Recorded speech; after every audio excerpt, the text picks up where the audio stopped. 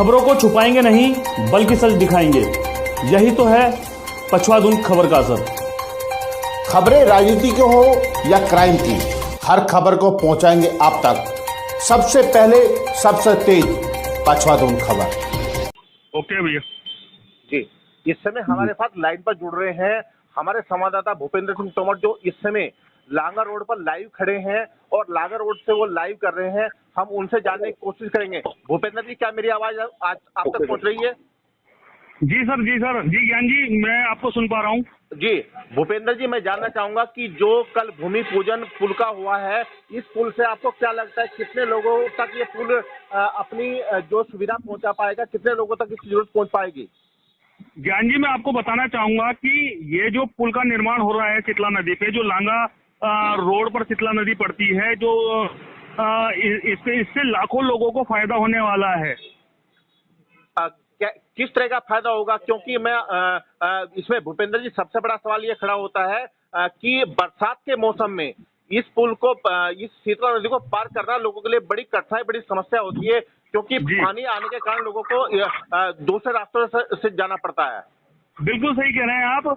मैं आपको बताना चाहूंगा ज्ञान जी कि चक्रोता विधानसभा और कालसी ब्लॉक, विकासनगर ब्लॉक, जो कि इससे लोग काफी, इस नदी के चढ़ने से काफी प्रभावित होते थे। इस पुल के बनने से लाखों लोगों को, चक्रोता विधानसभा के लोग हों, चाहे कालसी ब्लॉक के लोग हों, चाहे विकासनगर ब्लॉक के लोग हों, उन सबको देहरादून राष्ट्रीय राजमार्ग से ये पुल जोड़ेगा।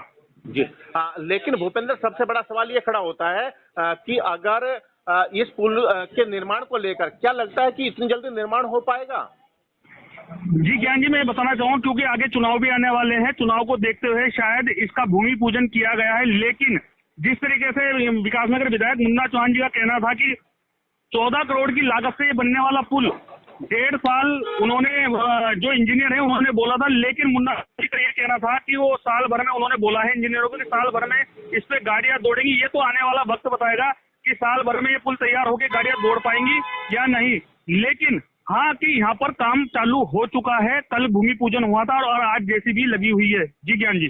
भूपेंद्र, सबसे बड़ा सवाल ये भी खड़ा होता है कि चुनाव आने वाला है जी, तो क्या इसको राजनीतिक फायदा मान के चले या फिर इससे जनता का फायदा मान के चले? बिल्कुल, मैं इसको राजनीतिक फायदा ही मान के चल रहा हूँ, क्योंकि पूरे 5 साल में मुन्ना चौहान जी को, जो वर्तमान विधायक हैं विकासनगर के, वो अब आके भूमि पूजन करते हैं, जबकि अक्टूबर नवंबर में आचार संहिता लग जाएगी। ये देखने वाली बात होगी ज्ञान जी कि ये पुल चुनावी जुमला तो नहीं रह के बन जाएगा।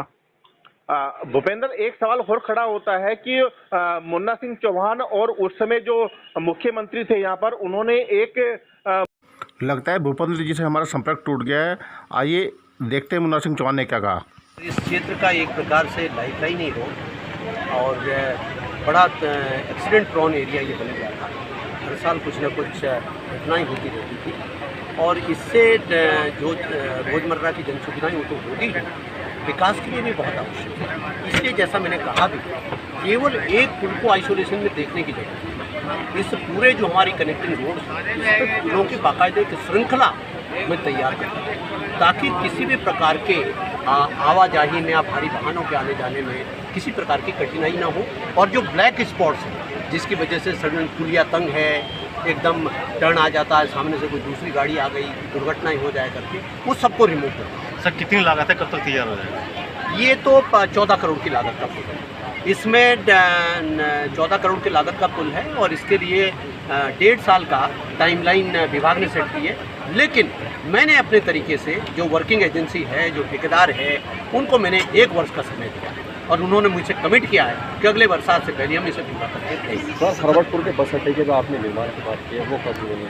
वो भी जैसा मैंने कहा, बहुत जरूरी इस क्षेत्र के विकास के लिए और जनजीवन की सुरक्षा सुविधा के लिए आवश्यक है। ज़मीन की कुछ टेक्निकलिटीज़ थी, दूसरे विभाग की ज़मीन लेकर के हमने लेनी पड़ी, बीच में लोगों ने उस पर कार्रवाई नहीं की, वो विभाग को ज़मीन वापस रेशम विभाग को चली गई थी, फिर मैंने वापस उसको परिवहन विभाग को ली और बहुत एक्टिव परसुएशन के बाद परसों जो बीता हुआ शुक्रवार है, शुक्रवार को उस बस अड्डे के निर्माण के लिए MDDA द्वारा टेंडर भी कॉल कर दिया। सर एक राजनीतिक क्वेश्चन भी आपसे, सर चुनाव नज़दीक है और वर्तमान स्थिति जो देखें भाजपा और संघ असमंजस में है कि मुन्ना सिंह चौहान को कहाँ से लड़ा जाए, क्योंकि कहीं भी देखें चक्रोता की बात की जाए, विकास नगर की, सहसपुर की बात की जाए, तीनों सीटों पर आप जीत दर्ज कर रहे हैं। ऐसे में देखिए ऐसा है, ये आप जैसे मित्रों की वजह से मेरा सौभाग्य है कि मुझसे ऐसे कहने वाले भी बहुत मिल जाते हैं, आप उत्तरकाशी से फलानी जगह से लड़ लीजिए। मुझसे टेहरी में कई विधानसभाओं से आने वाले मिल जाते हैं, भाई साहब आप वहाँ से लड़िए। हरिद्वार में मेरा मजबूत जनाधार है, बहुत सारे लोग हैं हरिद्वार के कई क्षेत्रों में जहाँ मैं निजी तौर पर प्रभावित करता हूँ। ऊधम सिंह नगर में कभी मेरे साथ जाना हो तो मैं एक ऐसा व्यक्ति हूँ ऊधम सिंह नगर में, काशीपुर से लेकर के, जसपुर से लेकर के, कीछा, गदरपुर, बाजपुर से लेकर कर खटीमा तक, कि मेरे आह्वान पे 1,500-2 हज़ार लोग तो जब मर्जी भूमिहीन लोग खड़े हो जाते हैं, क्योंकि उनके भूमिहीनों की लड़ाई में वर्षों दशकों से लड़ता रहा। तो आज भी मैं वहाँ पर बहुत सारे विधानसभाओं में एक प्रकार से, यदि मैं बहुत एक्टिव, बुक्साड़ और थड़वाड़ का जो इलाका है उसमें मैं एक फैक्टर हूँ। मुझे पार्टी ढूंढ करके चुनाव में बुक्साड़ और थड़वाड़ के इलाकों में भेजते हैं, तो मेरा सोशल इंजीनियरिंग तमाम तरह तो मेरा सौभाग्य है कि बहुत सारे क्षेत्रों में क्षेत्रवाद से, भाषावाद से, जातिवाद से